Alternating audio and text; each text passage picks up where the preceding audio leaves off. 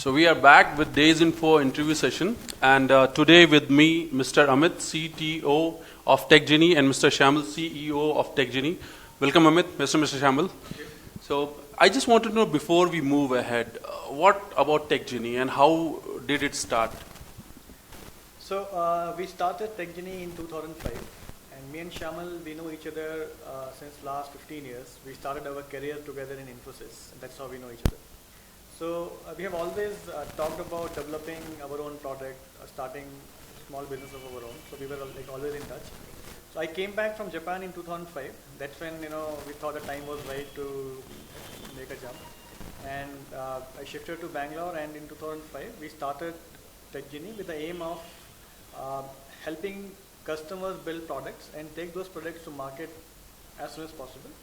So that was the primary aim when we started. Okay. So since then, we have been working with customers across the globe. Japan was our primary market initially. Now Australia, US, Europe, and we have executed projects, more than 200 projects. Mm-hmm. We have developed products which are desktop products, web applications, and last couple of years our focus has been on smartphone application development. Okay. So 50% of our business right now comes from mobile development, and the rest comes from the other areas. Okay. And if I'm allowed to ask, what is the percentage if you need to segregate a smartphone application versus the other application development?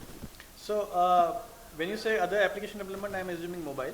Yes. So as of now, 100% of mobile work is smartphone only. Okay. And rest of the work is more cloud and web related. So we are seeing that, as you said, 2005, obviously at that time, the smartphone market in India, it was not flourishing at all at that time. In fact, the Nokia was one company who got multiple user account at that time, but they never went through. So today, now again, Nokia is thinking. So now, if you compare 2005 and now after 7 years, how do you find smartphone market in India? So, it is somewhat of nostalgic for us. So in fact, the first ever smartphones that came out was in way back in 2000. When the Nokia communicator came out and the Ericsson smartphone came out. Yeah. And both me and Amit, incidentally, developed the first location-based applications that were ever developed in India. When OnMobile was being incubated at Infosys. So, but at that time it was very new. Penetration was almost zero. But over time, companies have been talking about pervasive computing, computing across all devices and connected devices for a long time, but it never happened and never became mainstream at least. So, but I think once the iPhone was launched, that really changed everything. And with the launch of iPhone, what happened was that everybody else, as in all the other manufacturers and the OEMs, required to, get their act together and innovate on the smartphone area. And that is how the revolution actually started with, iPhone started it all, no doubt, but then Android came on, Nokia had to reinvent itself. RIM was in a denial mode initially, but then it had to reinvent itself. Similarly, Microsoft is doing it now. Correct. So now the reality is that everybody wants to get stuff done while on the move, and smartphones and tablets are going to play an ever increasing role in our lives to getting things done, everything. Now, you are tapping from India compared to the overseas market. So most of our revenue still comes from overseas market, and US being the primary market. Okay. The domestic market is growing. As in, when I say growing, I mean there are two factors to it. One is the penetration of mobile phones, which is increasing and which has been increasing over the last year, primarily Android and BlackBerry. Okay. And due to that reason, more and more corporates, enterprises are coming up with solutions that are either consumer facing or for their own enterprise internal use. Second part is the budgets. Indian market has always been very cost sensitive in terms of IT budgets that they spend on these kind of products, and especially on innovations. That is changing. Now that we see, there was a time when you used to quote a budget of 5 lakh rupees or 10 lakh rupees, people would probably think you're mad, quoting that money for software. But now people are receptive to 30 lakhs, 40 lakhs, 50 lakh budgets. Okay. So I think it's changing. It's still evolving, but going down the line, you will see a lot more business coming out of Indian enterprises, Indian enterprise companies. But again, you people are serving, you into the purely a mobile app service industry, and you are making a product for the other companies who are taking their product to the market. Do you really feel there is a money in this business? Because why I ask you this question, because I have few facts, but before I throw it, I want to know, do you really feel there is a money in this market? You mean money for us or money for companies who create Let's say mobile for them. products? Let's say for them. So see, there is. So the whole concept of mobility is not just, it's not, people sometimes tend to think it's for the glamour reason, or it's just another convenience. It's not so. So mobility is now, it's now, as in it's not the future. You can't ignore it. Secondly, mobility has changed the way we do several things, changed the way we shop, changed the way we consume content. It has changed the way we, write emails. So it has affected almost the entire spectrum of our life, from our work life to our social life to our personal lives and everything. And given that an enterprise needs to connect with its consumers, it is very important to be present at all these facets where the consumer is connecting with the enterprise, right? So whether it be a shopping application, whether it be, something to do with retail when I'm within the store, whether it be with finance, whether it be, entertainment and media where I want to watch movies or find out schedules of TV shows and so on. So it is a matter of identifying what is the ROI, return on investment. And as long as corporations understand what is the return on investment, then it works for them. So it's not a losing proposition for them. Okay. And they also cannot ignore the competition. Okay. Right? So if everybody is doing something and the consumer is demanding that you do that, you have to do that to be competitive in the business. That's true what you said. Obviously, there are n number of applications and people, end user, will be using it to get their purpose done. However, what I was just reading few days before, I researched from the Gartner that said that the free application are dominating in the market. I have few facts, and I want you to encounter that there's a 45.6 billion app downloads are going to happen in total by 2012. However, out of 45.6 billion, 89% are free apps. Out of rest 11%, only 10% apps which are having $3 or more. So where is the money? So you also have to understand that we are living in a time which is very similar to the .com boom when everybody wanted to have a website. And what happens is that the media typically they create poster childs who are big success stories, and everybody thinks that it's a gold mine. It's not so, right? So a few people always will hit the jackpot, and that is going to happen in any kind of market. But what is the size of that few people in that now, market? That few people are very, very small, right? Those who hit the jackpot, Angry Birds and so on, you have some success stories. Then there is another kind of app developers who are making enough money to sustain themselves, leading a good lifestyle, paying off their employees, right? And then there are those who are trying to just barely make ends meet, trying to churn out app after app, trying to find out if the next one becomes a hit or a jackpot. So you will always have a lot of free apps that are not going to make a whole lot of money. Now that said, there are a lot of companies who are trying to identify various revenue models out of these free applications, what they typically call, advertising supported or various other ways. Nobody's actually nailed it yet. So nobody's actually said that yes, with advertising I can make a ton of money. It doesn't work that way yet. So people are still trying trying various strategies, trying various ways on how to make those money. But that is not going to happen maybe in 2 months' time, maybe a year, 2 years, when people will identify how to make money off the free applications. Now, coming back to the enterprise market, amongst those free apps, there are a lot of enterprise applications that are made available to consumers. Correct. Which is where we primarily, our focus is that area, where enterprises try to create applications that help serve their consumers or their stakeholders. And that market cost is not a factor there, really. So the enterprises develop those applications to actually reach out to their customers. It could be either for marketing reasons, it could be for productivity reasons, or it could be for brand building reasons. So there the ROI comes into picture, which is not related to app cost. But so are you trying to say that, okay, the money is there, but it's only for the enterprise products, as well as because those enterprise products are being developed by other corporates, not by the end sort of freelance developers and all those people. So there's no money for end user and developers, and there's money only for the corporates who are developing products, mobile app for the enterprise level? No, I think it's important for us to see when you talk about apps, they are not. You should not look at it as a standard product which you have always IT product. It's something on the shelf. I go pay and make money. So when person buys your app, that's not the only time you make money from an app. So like Shamal is talking about enterprise, applications. So there, it's not necessary that a person who uses or buys or downloads my app, I may not do business with them. Okay? For example, my business, maybe 80% of my business might not be coming from my website, but I am investing and I will continue to invest heavily on my website, SEO and all this. That's one more channel. Okay? So if you're talking about app as one more channel, this is a basic fact which you cannot ignore.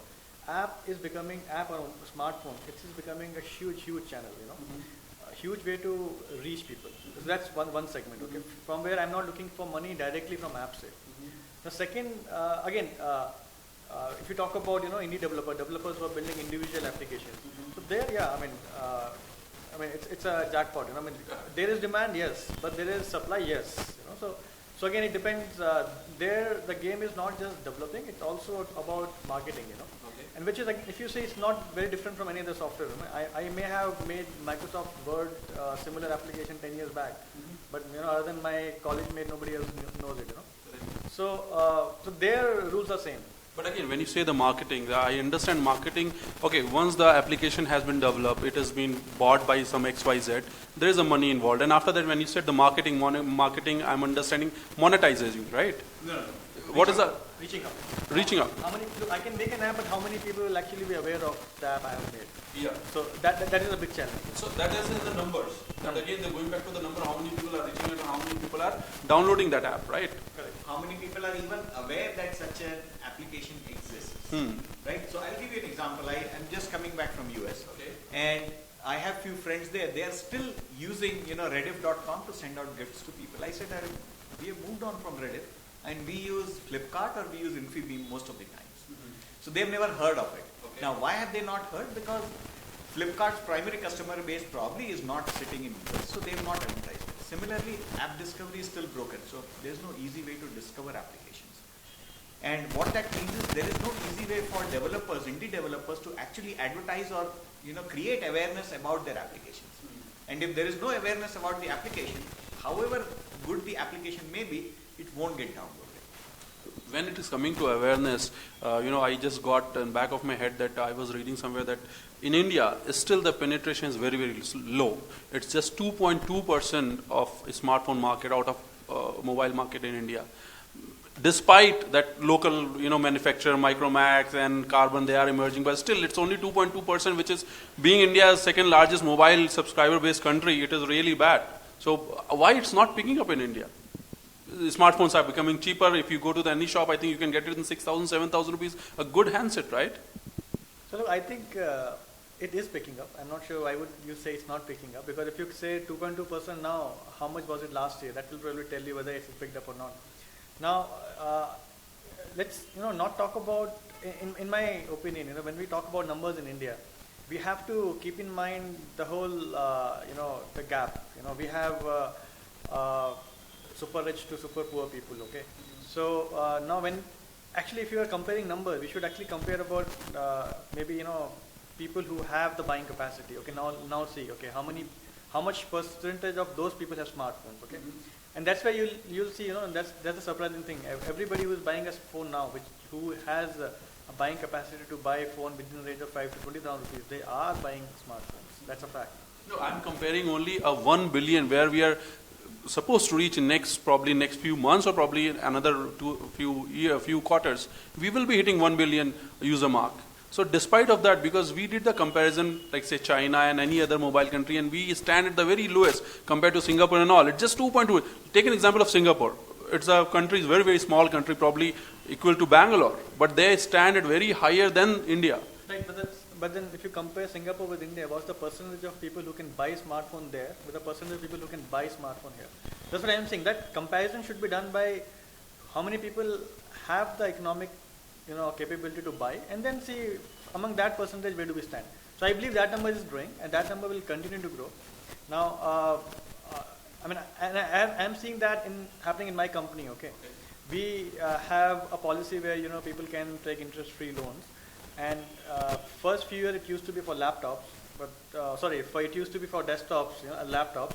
Now it's tablets. They're buying tablets, they're buying smartphones, and everybody who's investing in a phone now, they're going there. So I think smartphone is penetrating. People are buying. Now whether they will be using it as a smartphone or whether they will be using it just for a normal phone, that's something which is to be seen. Since you said the smartphone and tablet, I immediately got that you are trapping the US market. There primarily the iPhone is dominating as well as the Apple is dominating overall. I just want to understand, since you are dealing the clients from US, what is the perception of those clients in terms of Android? So, okay, I'll tell you what we have seen in the last couple of years. Okay, initially when we used to get requests, customers used to only talk about iPhone, and they will release iPhone, and if there is some progress there, then probably they'll think about other platform, and then the third platform would be Android. Okay. So over the period of time, that has changed to the first request for proposal. The first discussion starts with iPhone and Android.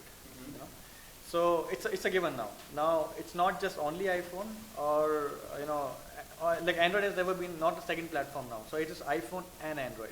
There's still not a time when customers would come and say only Android. Although customers in India, they come and say only Android, because only iPhone doesn't make sense in India. Sorry. So, but in US it's always iPhone and Android. Absolutely. I think in India it is completely upside down. It is Android and iPhone, correct. And in US it is iPhone and Android. And if you see, again, if I can say, marketing again plays a role there. If you look at Android phones, they get launched in India sooner, faster. And iPhone comes very late. Maybe iPhone 5 might be the earliest which has come very soon. Otherwise, it used to take such a long time to for those phones to come here. So that directly reflects whether it will penetrate or not. Since you mentioned iPhone 5, I just just got something in my mind that though phones are available, I'm not talking only about the mobile phones. I'm talking about overall connected devices. Like devices, these are coming to India pretty sooner than it is expected. However, is infrastructure really ready for this? Because I was just discussing a few people few days before, and he was asking me, I'm going to buy an iPhone 5, and I told me your investments are going to go waste. Then he asked me the question. I said, because iPhone 5 is, the USP of the iPhone 5 is 4G service, and the iPhone 5 4G, it needs 1800 megabytes band. However, in India, the 4G is available only on 900 megahertz band. Sorry. So, why? So look again, like I was saying, when a consumer is buying a phone, is it because of only brand, or is it because of people in India still they see the returns on that? So they are very clear on what they want to use it for. So it's also, you would rarely find a person who can afford an iPhone buying a 15,000 rupees of phone, Nokia phone or any other phone, because again, it's my opinion. There is a class everywhere. Okay, so a person who is buying 15,000 would want to invest in 25,000 because he thinks, okay, this is my, I'm going to probably use it for a couple of more years. Although which is also again changing with smartphone. People are buying and if the phone is not going to work at all over here, so again, which the iPhone 4 is doing. Yeah, I think people tend to understand, and it's a fact. You cannot change it, that you can only get the best that is available. Right? So while the latest phone models are available, of course, the latest bandwidth and speed and the infrastructure is not available. Very similar to people will buy Ferraris here also. It doesn't mean they are going to be able to drive it like they would if they were in Europe, Autobahn, or somewhere else. Correct? So people will buy the top end cars, but infrastructure is what it is. But in my opinion, I think we are still lagging, but we are catching up pretty fast because 4G LTE is already started up here. You still get it in dongles, you don't get it in SIM cards, but I think it's just a matter of time that we'll be able to use LTE and hence use iPhone 5 all full features and capabilities. I hope so. That should be available pretty soon. Next question related to development in India primarily. Most of the people, they look for the development on Android. As we said that it is in India, it's Android and iPhone compared to US. So Android, the biggest challenge is, I believe that's a malware issue, what I was reading out. Just last few days, I was again and again, every now and then, I was just hitting some malware issues. And another report says that out of top 500 applications listed on Android app, 83% are malware affected. So how does it? Look, again, the challenge, because there is no review there, you can build whatever you want to. And even though before application install, it does show you what permissions are required, but hardly any user actually goes through it and understand why those permissions are being used. So unless until a review process is there, there is no immediate way to stop that. So it will affect consumer. It will affect little bit of credibility in terms whenever consumer is downloading applications. So for a developer, it might become an issue at some point of time wherein people, that trust thing will come. Right now, even a person sitting in a home can build an app and may become famous and big, So over a period of time, then probably you would want to, is this developer, trustworthy, is this a company, and then probably you'll download that. So few people who are very, very aware of IT, they still do that. I know people who first check it permission, they're not satisfied, they'll not use that app, no matter who is referring. So probably that practice will become more, and it may become little challenging for indie developers. But as of now, that's the stage, and we have to probably live with that. Since you are handling both the Asian customers as well as the US customer, I wanted to know what is the major difference when an enterprise client, for the enterprise client of you, they look for a requirements or they look for an application. What is the major difference? What is the major shift you notice in that? Maybe Shamal can answer this, bro. Yeah, so I think primary thing is budget. So budget is a big differentiator, because again it drives from the fact that there is more penetration of mobility and tablets in the US market. So they see, the enterprises there see a lot of ROI. While in our market, enterprises don't yet see that kind of an ROI. Second is the platform choice, which people want to use Android here. People don't want to use iOS based devices here for most of the applications that enterprises build. Even if they are doing mass deployments, they prefer to purchase OEM, procure from China all Android devices and then build their applications on top of it. While the US enterprise market is fully dominated by iOS only, which means they would go with iPad. And now we are seeing a lot of enterprises are very excited about iPad mini because of the fact of the lower price point, and iPad applications continue to work on it. So these are the two major changes. Third, I think, is expectations and ability to spend. Talk about the Indian market, Windows is primarily dominating here, and let's give a fair chance talking about the Windows 8 based application, which is a hot market at this point of time. Microsoft recently released it. However, what I was just reading is that Windows RT, the Microsoft released the tablet in two forms. One is Windows RT and one is Windows 8 Pro. But Windows RT, what Microsoft has put a restriction that none of the applications which are running on Windows 7 or old one, it's not going to work. It is only those applications which people can download. But at the same time, it has made a free hand to all the Windows 8 Pro users. So do you think it is going to affect Microsoft in any of the ways, considering that India is one of the biggest market for Microsoft, US is already dominating along with the iOS, they should have a better strategy, they could have a better strategy on this part? See, I think it comes back to your own question where you asked, so much malware on Android and so on. So what Windows is trying to do, if I were to draw an analogy, what RIM did. RIM initially was in a denial mode that we have VA servers installed in all enterprises, everybody is dependent on us. And, they were in a mode of denial that nothing's going to eat into our market share. But they are in a tight corner now. Microsoft is not making the same mistake, and they are trying to innovate, and they are trying to eat into the market share that is taken by iPad and all the new tablets, Android tablets. To do that, they need to ensure they can create an, if not a better, at least a similar user experience. When I say user experience, performance, the way the app works and everything. And to be able to do that, you need to have control over what kind of applications go into the tablet. What they've done is specifically with Windows. What they've done is they've created a completely controlled environment. Why to do that is so that they can have control over the performance of the whole experience that the user gets in the tablet, right? And I actually went and I looked at Windows, Surface tablet, and I was very excited about it. I'm not going to buy it yet, because a lot of applications that I want are not there yet, which, but I think they have a very good shot, and they have addressed most of the shortcomings that come with all the other tablets, including your ability to do multitasking. Their user experience and fluidity of the user interface is way ahead of Android and very comparable to iOS. They are going to be able to enable all the enterprise applications that we tend to use for enterprise work. So they have a very fair shot at ensuring users migrate from laptops to their device, right? None of the other devices have the capability to do that now. So iPad still remains my second device. Okay. An Android tablet still remains my second device. It cannot replace my laptop. So.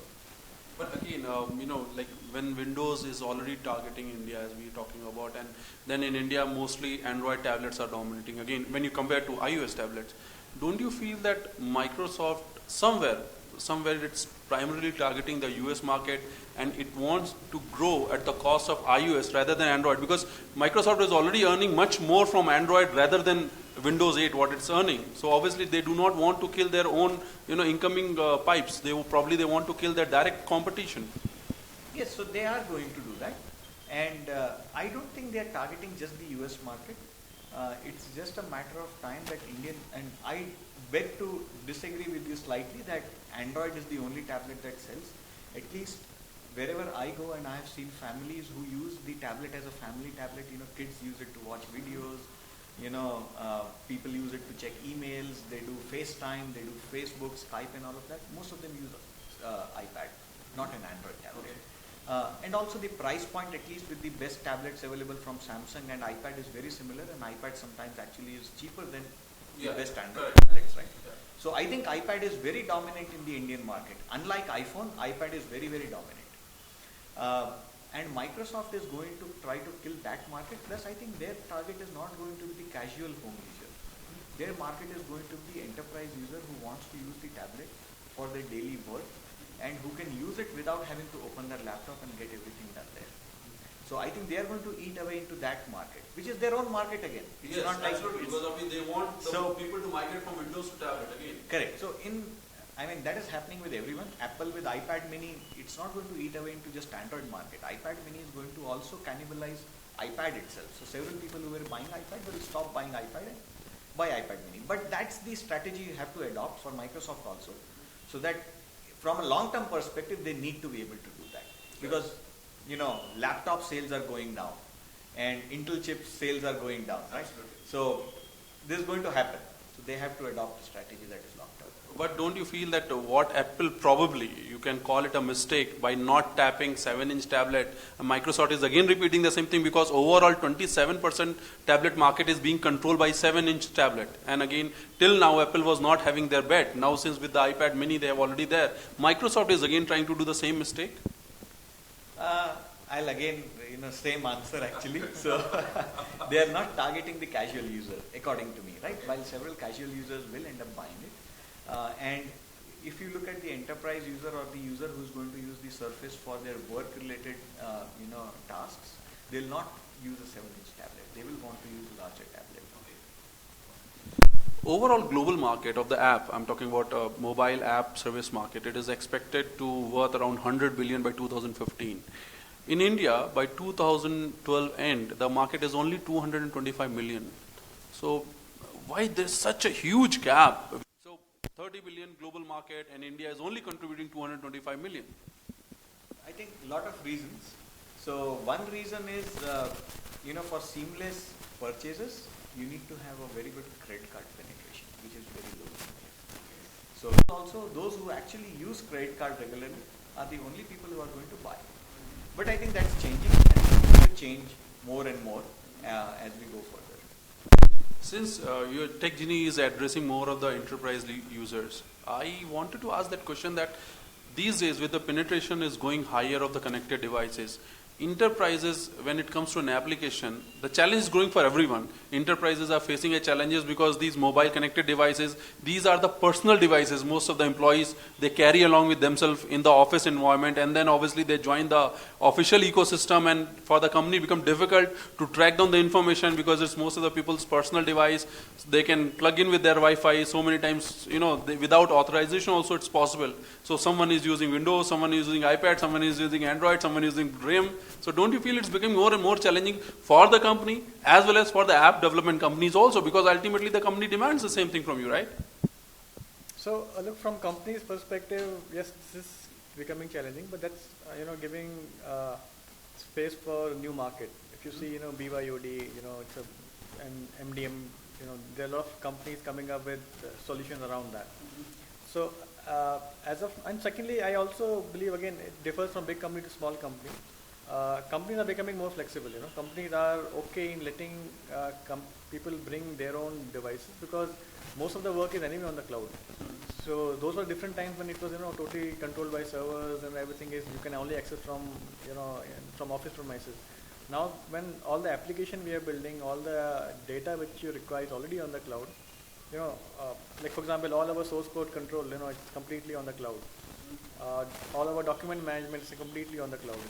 So yeah, it brings challenges wherein I have to enforce policies, but at the same time, it also brings that convenience. It also adds a selling point, wherein employees do feel comfortable to use the devices. And from app development perspective, if you say it's a good news, if you say there are more devices, people want to build. But yeah, it's a challenge. That also brings the question wherein that's where a lot of app development has started going towards what we call hybrid app development or HTML5 related development, wherein although still if you have a core application which requires core mobile features, you still stay with a native application development, but then you also start thinking of hybrid approach.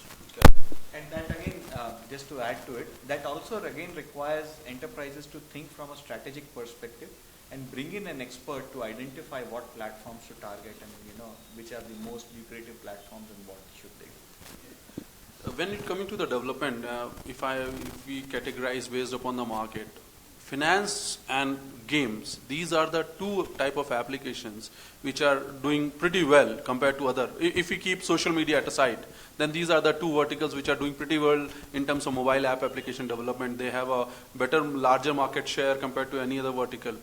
But again, in the game and when you come to the entertainment, do you really feel this is something which an enterprise user will be looking for?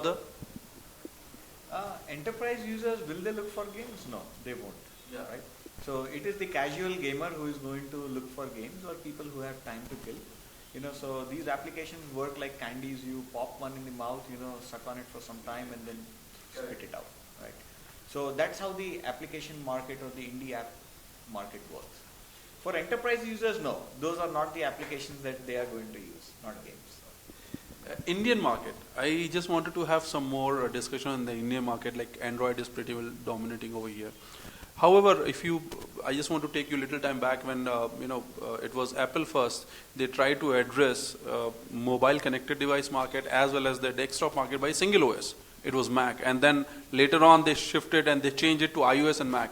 Same thing Google tried to do with the Chrome, and again after some time they felt probably they are not on the right mode, and then again they came out with the Android, and Chrome has got a desktop OS. Microsoft is again trying to do the same mistake. Shall I call it a mistake?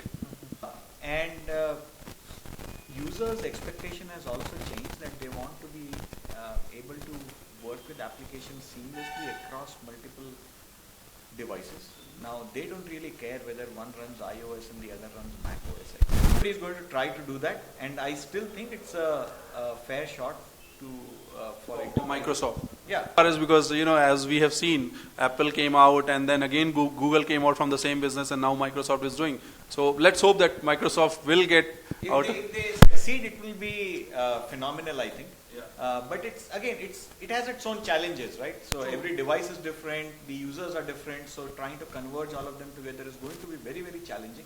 And we already were speaking to several enterprise users, and nobody likes the Metro interface for their enterprises, right? They don't want that. I mean, as soon as the start button goes away, they are in panic mode. Where's the start button? That's going to happen, no doubt. And it's going to evolve, and let's see how it goes. Android, when we talk, do you feel it is trying to run too fast than it is required? Like, 1.6, then 2.1, then 2.3, then again 3.0, 3.1, and then 4.0, 4.1, and now we are talking about 4.2. However, compared to iOS, which is not going that fast, but it holds the nerve, how this transformation, its early transformation, is becoming difficult for an app development company, because you need to satisfy all sort of world, right? So how it is becoming difficult for you? So, whether it's too fast or too slow is again, subjective. If you see, not being fast enough was what, Windows problem. If you see Windows operating system, you would never know when next release will come. You will never know when bugs will be fixed.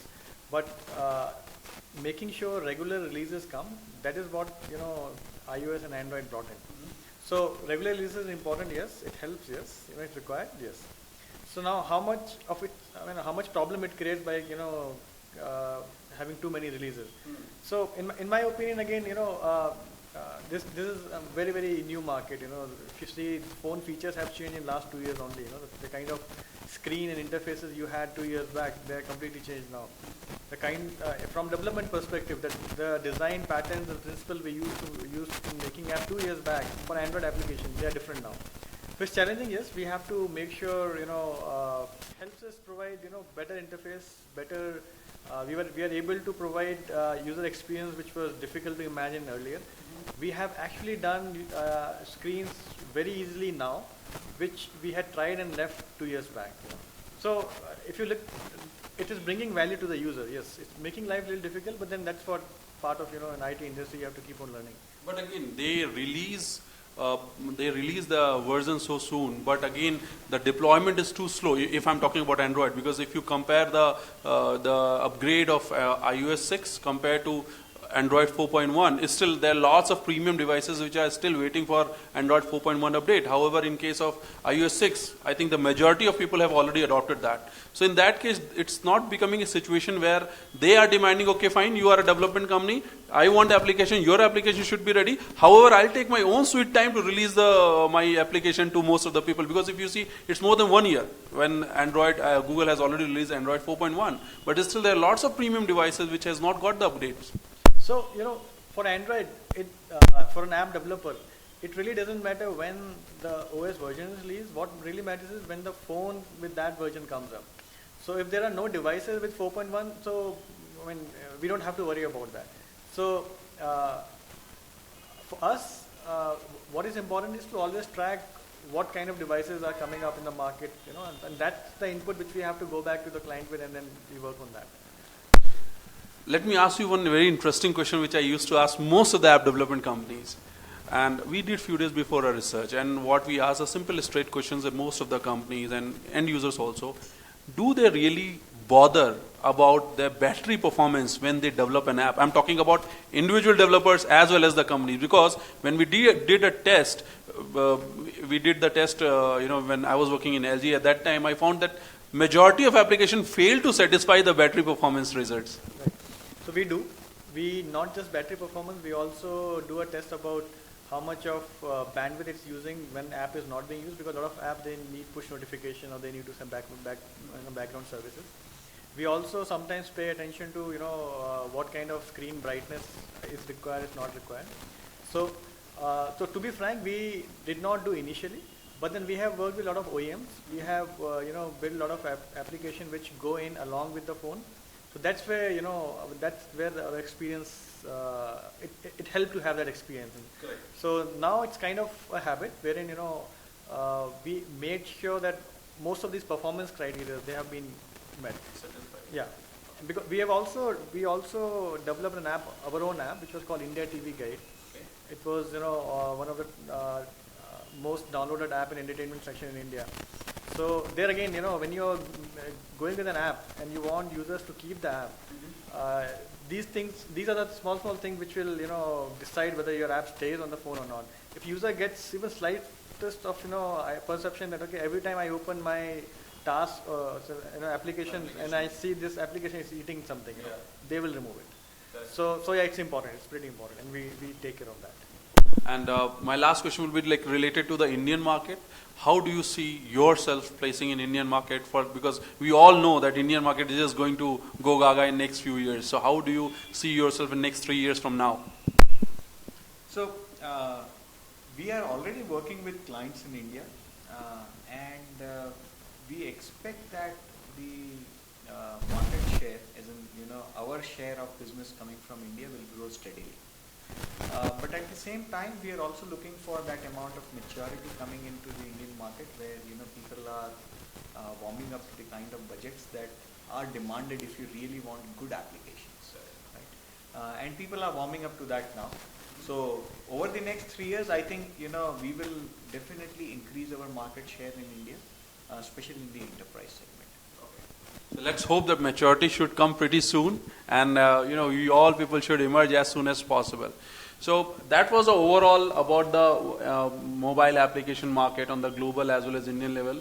And with me, Amit and Krishna was there. Thanks a lot. Thanks for coming. Thanks for your time. Thanks a lot. Yeah. Thank you. Thanks a lot.